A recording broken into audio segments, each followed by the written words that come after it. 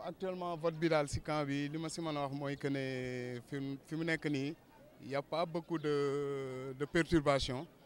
sauf que peut-être mën naa wax par rapport ak lenteur bi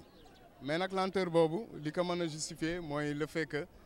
électeurs yi war a mën a def ñetti vote ce qui fait que électeur bu nekk boo duggee si centre bi si bureau de vote bi dafay jël beaucoup de temps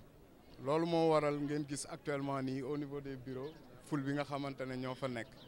mais je pense que ne bu fekkee ne gars yi accéléré nañ un peu le rythme je pense que dina mën a permettre ñu mën a am vraiment un taux de vote très satisfaisant. waaw question bu am solo nga wax Diouf mooy que ne dama constaté que ne am na ñu bëri tey jii ñoo xamante ne vraiment jotuñu les informations qu'il faut de ce fait ñoom bu ñu ñëwee fii des fois dañuy mel ni sax dañuy réer kon ce qui fait que tey jii je pense que nous en tant que aussi des leaders politiques war nañ gën a mën a accentuer la chose à ce que ñu fexe nit ñi aussi ñu di leen gën a sensibiliser pour vraiment ñu gën a mën a xam nan la ñuy voter parce que c'est pas intéressant aussi nga ñëw ba si benn bureau de vote alors que yow bureau de vote boobu xamoo leen si nan lañ war a mën a voter mais defe naa ne correction yooyu yëpp nit ñi prochaine fois dinañ ko mën a apporter de fait que dina mën a permettre citoyens yi aussi ñu xam exactement nan lañ war a voter non seulement pour les élections municipales mais aussi pour les élections législatives et les élections présidentielles à venir. waaw dañu ñëwoon tey pour consacrer li ñu daan def chaque fois ñu que de besoin ñëw voter si votel ñi nga xamante ne mooy suñu coalition Benno Bokk Yaakaar en tant que responsable APR président d'un mouvement qui s'appelle Dëggal Sa Bopp bu ñëw en appui à la coalition bokk ci biir donc dañu ñëwoon pour voter si fii ñu nekk ni je suis le coordonnateur du comité électoral de Champ-de-Course waaw disons que c'est un peu chargé xaw na bari parce que da ngay rang ñetti yoon te waa dem voter ñetti yoon bon jar na ko parce que ku mu xas ba jaral ba nga jóge sa kër ñëw di ko def dina la ko jaral mais mënoon na gën a oyof mais nag ku bëgg bokk ci réew bokk fa dëkk fa ne damaa bëgg kenn mënu leen a doo bëgg boo bëggee ba pare jaar ko ci conditions yi nga xam ne jaar nga pour matal bëgg-bëgg bi dan la koy nangul mais nag li ma fi gis dal na xel parce que nit ñaa ngi ñëw ci biir jàmm ak salaam en tant que dëkkandoo bariwuñu benn problème kenn xulawul ak sa morom da ngay gis sax ku bokk opposition ne la nañ seddoo carte yi nga ne ko waa naa la jox benn waxtaan la donc ci jàmm ak salaam ci ay jàmmoo mbokkoo dëkkandoo lenn xaju fa lu dul jàmm waaw dina bon xaw ma ndax dina wéy yàlla ci kanam tuuti xaw ma luy xew mais ba fi ñu toll dal na xel parce que service de sécurité ak ñu ngi fi nit ñaa ngi voté normalement kenn xulawul sa morom kenn ŋaayawul donc kenn ku ne jox nga sa mënum cër na nga koy bàyyi mu dem voté ji normalement nga ànd ak moom bu ñëwee taxaw nga taxaw waxtaan je pense que leaders yi comme ñun bu ñu duggee c'est normal que suñu ay nit jóg topp ñu def ay affaire mais fa la yem donc yàlla nañu ñaan yàlla li ñuy ñaan mooy na continuer ba ngoon bu ñu tëjee ñu compter li ñuy compter ku gagné ci da xam ne lépp ci biir Tëngéej la yem ci dëkk bi la yem même national keneen ku mën a doon ku gagné rek nañ xam ne ka gagné ci biir dëkk bi lay doon ñu bokkandoo ànd liggéey dëkk bi. Voilà, depuis ce matin, j'ai sacrifié à cette tradition au niveau de Santhiaba Chérif.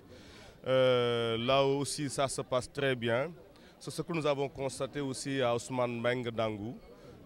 Nous croyons que les choses vont se dérouler ainsi. On a juste noté des retards de démarrage dus à quelques impairs par rapport aux représentants des bureaux de vote. Voilà, mais ça a été vite réglé. Et nous demandons à ce que l'autorité, en l'occurrence le sous-préfet et le préfet, maintenant aussi de concert avec la SEDA, de voir comment prolonger le vote pour permettre à ces citoyens rufisquois de pouvoir faire leur vote et choisir leur maire. Nous demandons le prolongement du vote jusqu'à parce que nos militants sont là. Buntubi vraiment est majoritaire à Dangou et aux alentours. Nous demandons à ce que le vote soit poursuivi jusqu'à 20h. Enfin, Buntubi, peut-être c'est la seule coalition qui n'agresse personne. Vous l'avez constaté lors des campagnes électorales. Jamais il y a eu de violence quelque part perpétrée par des militants ou bien des responsables de Buntubi. Que ça soit verbal ou physique, ça n'a jamais été fait. Parce que lorsque nous constituons notre coalition, le leitmotiv était allons aux élections dans la paix, dans la sérénité et que ça soit une occasion aussi d'osmose avec les populations, de retrouvailles, d'empathie avec les populations. C'est ce rendez-vous-là vraiment que nous avons respecté. C'est pourquoi notre campagne a été très paisible et nous demandons vraiment à ce que les autres candidats aussi copient l'Union citoyenne Buntubi dans cette démarche-là. élection yi jaar na yoon amul kenn koo xamante ni am na fi problème gars yi ñëw nañu ñu ngi voté jàmm am na malgré que ñu bëri bokkuñu position mais quand même ñun ñëpp fi ñu taxaw nii amul benn problème loolu na sant yàlla la loolu na day wan ne démocratie bi am na fu mu toll ci Sénégal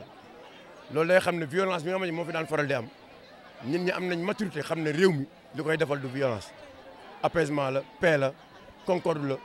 ñu voté ku nekk xool ki mu war a voté ñu xam ne diw la mu voté la jàmm am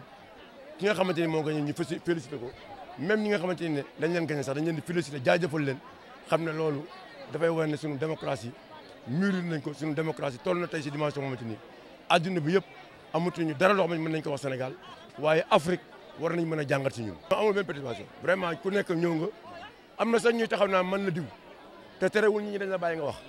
am na ñuy taxaw indi bulletin te bàyyiwul ñi dañ la wax yooyu yëpp c'est pour montrer que pour démocratie processus la processus boobu nag dina toll benn moment xamante ni dina am aboutissement te foofu la ñuy ñaan yàlla waaw li ma bëgg a wax mu jeunesse mooy dañu war a impliqué wu parce que l'homme politique c'est un axe de développement nañ daan defee politique dafa war a dañ ay téeméer 1000 francs 5000 t-shirt xartum yooyu dafa jeex